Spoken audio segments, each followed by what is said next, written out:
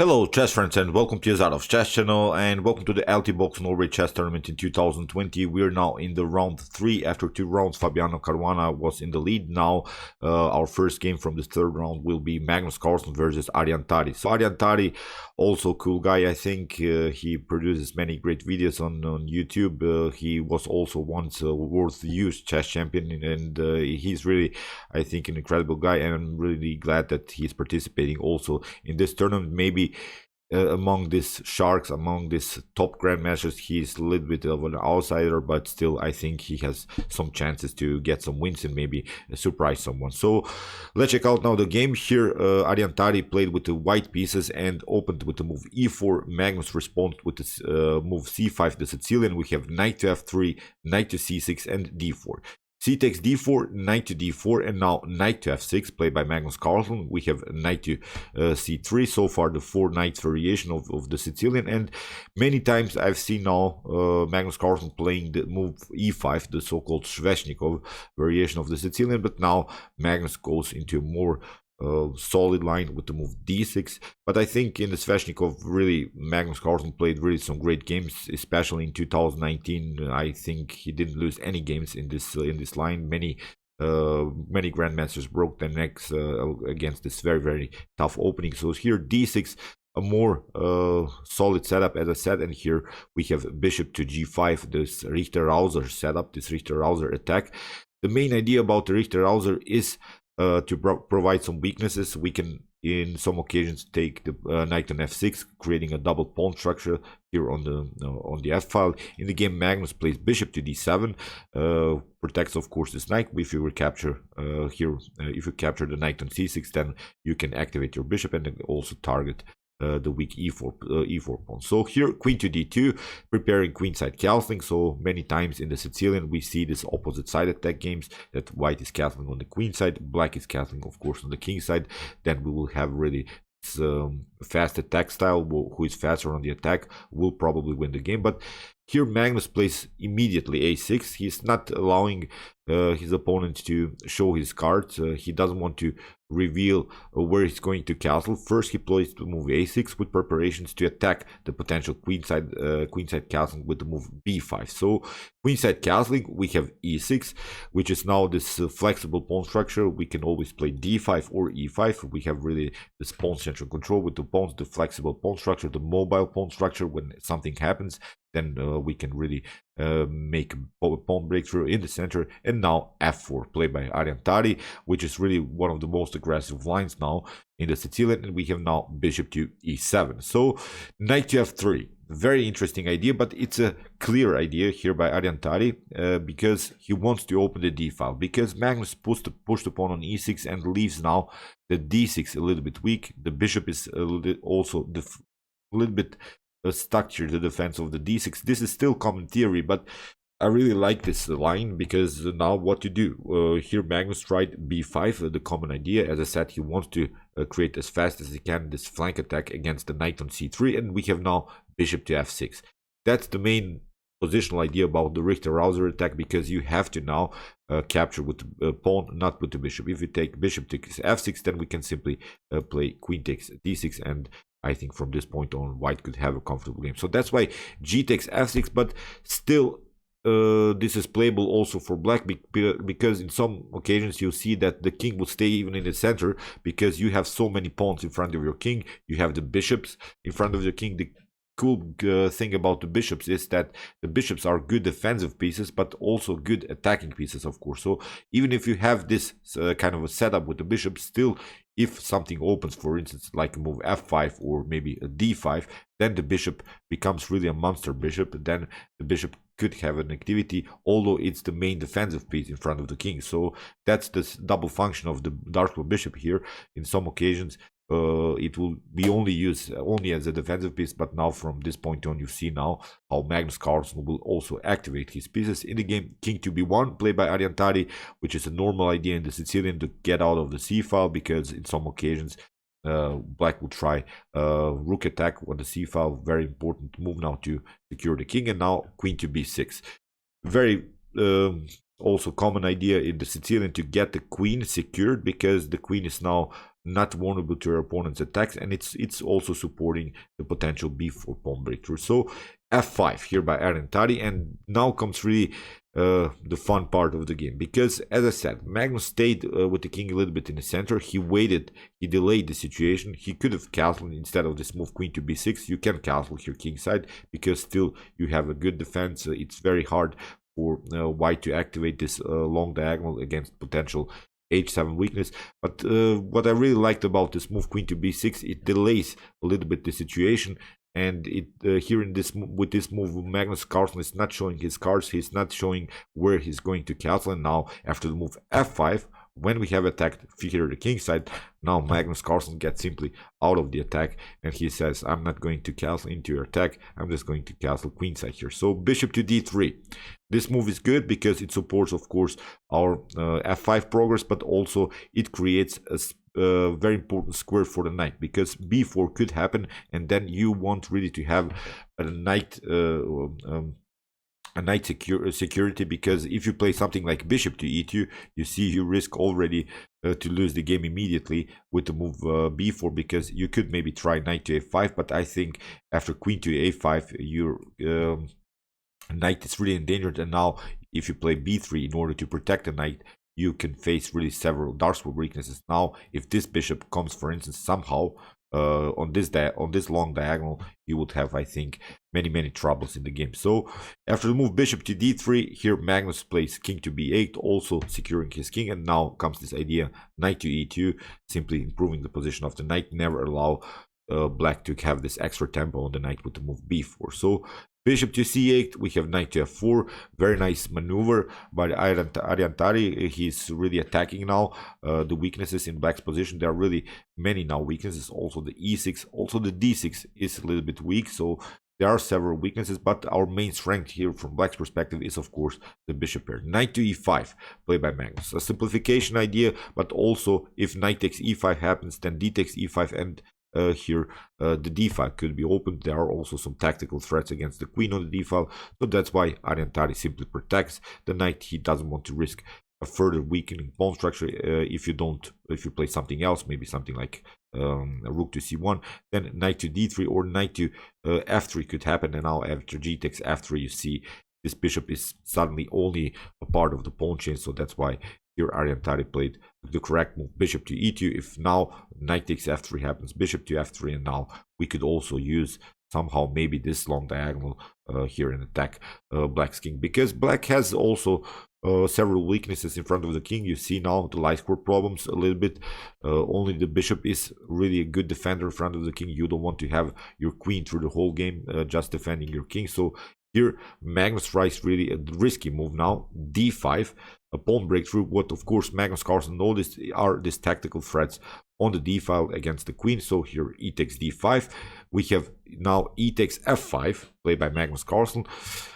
Better idea here is maybe knight to c4. That's the move that the engine is suggesting me. After bishop to c4, you see b takes c4. At least we have created some kind of a counter attack, and now the bishop can also attack the king with the potential bishop to a3 move. This bishop can come into the game. Okay, black could be endangered maybe by potential trades of queens, but still you can escape this, and maybe from this point on this is playable for both sides. This is a very aggressive line, but in the game Magnus tripled his pawns. You see now we have 3 pawns on the f-file, and really weird pawn structure. But when you think about this position more, okay, this is a weak pawn structure, but these pawns are restricting a little bit the ability of white's knights, because the main pieces of white's are of course his knights, and that's why white cannot jump somehow maybe here to g5. White cannot use maybe here the e4 or maybe the g4 square. So the restriction idea of this pawn structure is a good one, but still in long terms these 3 pawns could be also a white's target to attack. So here knight to d4, played by Aryan Tari. We see now he's keeping the position compact. When you don't have the bishop pair on the board, you want to create a static position. You don't want to have really this open position. Now I really like this move, knight to d4. Really nice positional setup here. Never allow some pawn moves, really creating this blocking system. Great blockade here by Aryan Tari. Now bishop to c5 played by Magnus Carlsen, simply attacking the knight. So we have rook to f1. Also knight to b3 is a possibility, because after bishop to e3 it's not so dangerous, because still we can protect the knight with the queen to b4, but at least this knight can jump maybe here on a very active square on a5, or maybe here then afterwards or on c6. So but okay, rook to f1, still a good move, because it supports really our blockade here, our compact system here. The knight is protected by the rook, the queen and the rook are building this battery against the potential d-file mess here, also supporting the knight on d4. This bishop still needs some improvements, of course. It's a little bit out of game, it doesn't have good squares, but still it can be improved. Maybe we could try something like king to a1, maybe something like rook to b1, then afterwards, of course, first securing the king, and maybe try also b-file attack here against black's king. But okay, here rook from h to e8 was played by Magnus Carlsen, also getting his rook into the game, and now a3, again preventing maybe this b4 idea, and now we have king to a8. h3. What Aryan Tari is trying to do is, of course, restrict also this knight's ability to play, because one of the main positional ideas, I think, by Magnus Carlsen would have been to play something like knight to g4 and then knight to e3. This would be, I think, dangerous position here for white. And now we have bishop to d7 played by Magnus. Now comes really the critical moment of the game. Here Aryan Tari has, I think, a good move, but he missed this move. He played the move knight to h5, which was really a mistake. You see now a couple of moves why this move was a mistake. But a great move that Aryan Tari missed was the move d6, which is really incredible to sacrifice the pawn. But when you think about this position more, Magnus made this slight inaccuracy with the move bishop to d7, and he cut off basically this main connection between this rook on d8 and also the queen on d2. So there are no more tactical threats on the d-file. So now d6 is really great, because if you try maybe to play something like king to b8, we can use this square knight to d4.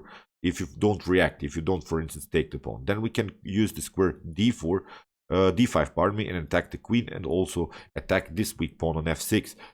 If you try to take, then I think it's even worse, because we get simply queen to c3. You don't want to take, of course, because you're inviting your opponents into the game. If you try to something like rook to c8 to get a counter attack, then knight to b5 is really, really dangerous. The queen is endangered, and here black has really some trouble. So if you take here with the bishop, bishop takes d6, then again this idea knight to d5, again attacking the weakness on f6, and I think from this point on white has a comfortable game. But as I said, knight to h5 played by Aryan Tari, and he missed now his, I think, main opportunity in the game. Here knight to c4 immediately by Magnus Carlsen. Look at this now, how Magnus will attack this incredible really stuff, what he does now from this point on. Knight to c4, of course, the common idea. We want to open the b-file. If you miss these chances against Magnus, he'll smash you, he'll crush you. Knight to c4, we have bishop to c4, and now b takes c4. Now basically black has accomplished white's plan, because as I said, maybe our plan could have been to attack somehow the b-file, getting the king out of the b-file mess. Now it's Magnus that's simply pushing forward here. B takes c4, queen to c3, and now we have rook to b8, protecting everything, and now comes rook to f3. Again, not the best of moves here. Maybe knight to c6, simply forcing a trades of pawn or trades of pieces, and going into a simplified endgame where we could maybe attack here further the weaknesses, this triple pawn structure. But now after the move rook to f3, pause the video and try to find really the best continuation. It was really incredible move what Magnus has played here. Great move. Pause the video, really take your time. It's really an incredible tactical shot that Magnus has prepared, and from this point on, this will be one of the most brutal attacks in this tournament. So okay, I will leave you a couple of seconds because it's really incredible move. So okay, I hope you can see this move, because it's a great deflection motif. Rook to e1, sacrificing the rook, and of course if you take with the queen, then you get checkmated on b2. So you have to take here, a rook takes e1, but now comes bishop to d4. The rook is now suddenly deflected. from the defense of the knight, and now you see this activity of these 3 pieces against the weak b2 square is simply too much to handle now in this position. Queen to b4. Of course, Magnus doesn't want to trade off the queens. No, he doesn't want to go into simplified line. He simply continues his attack. We have d6, queen to c6. Again, the queen has to move, but now bishop takes b2. You could also try rook to b2, but now king to c1 would probably happen, so you don't have to go to a1 where it could face some discovered attacks by the rook and the bishop. So that's why here after the move queen to a5, here bishop to b2 with some again discovered attack possibilities. The main tactical threat is of course bishop to c3, getting the check and also grabbing the queen. So that's why king to a2 was played, but now bishop to e5 played by Magnus. We have rook to b1, and now rook takes b1, king to b1, and now the queen simply takes the pawn. Still, this king is very endangered because again we can use the square b8 and again attack the king on the b file. King to c1, we have queen to d4. Very nice move. You see how Magnus attacks this because okay, you can play queen to a6, it's not a problem, but you have only one check, and now you don't have any more checks. Now the king has to move again, and we have now queen to g1, king to d2. We have queen to g2, and now the king has to move and protect the rook. But now f4, again straightforward move here by Magnus Carlsen. What to do? Knight takes f4. We have bishop to f4. Rook takes f4. If you try king to f4, then you get checkmated. Great tactic here by Magnus. After king to e4, we have queen to e5, and it's game over because the pawn is of course cutting off this very important square to escape by the king. So that's why rook takes f4, but now queen to g3. Again, you have to cover, but again queen to e1. This is really this normal motif. You don't want your opponent to escape with the king. That's the main problem. If you allow your opponent to maybe hide somehow here, then maybe it could be a drawish position, but Magnus is not allowing here white king to escape. King to d4, we have queen to e5, king to c4, but now queen to e4, king to c5, and simply grabbing the rook, king to d6, and now bishop to c8. In this position, Aryan Tari resigned because if you try a check, we'll simply cover with the queen, and if we trade off the queens, this is now of course a completely winning endgame here because the bishop and the king can beat of course these 2 pawns, but we have now these 2 pass pawns. This triple pawn structure was really incredible by Magnus Carlsen, but he really used it somehow, managed to win this game with a great tactic, and really I think so far, in my opinion, this was the best game in this tournament. So okay, I hope that you enjoyed this game. Really incredible performance again by the world champion. Aryan Tari missed his chances, but it was really a complex position. I'm not sure how many of us would see this d6 move. Magnus saw his tactics, won the game very effectively. Now Magnus is a little bit back because in the first 2 rounds he was playing a little bit low. I think he didn't play his best performance. Now I think with this win, Magnus gets more motivated, and many times we have seen that Magnus is simply starting a little bit slow, but then he's moving, and he's getting better and better through the tournament, and then he plays his best chess in the end of the tournament. So okay, I hope that you enjoyed this game. I really enjoyed it a lot. If you want to see more games from this tournament, check out my Altibox Norway Chess tournament link, and if you like to see some other tournaments, check out my commented chess game series, in which I've analyzed some games from some tournaments in the past. And if you like the content, you can also subscribe to my channel. See you soon with some more videos, and chess is the best, of course.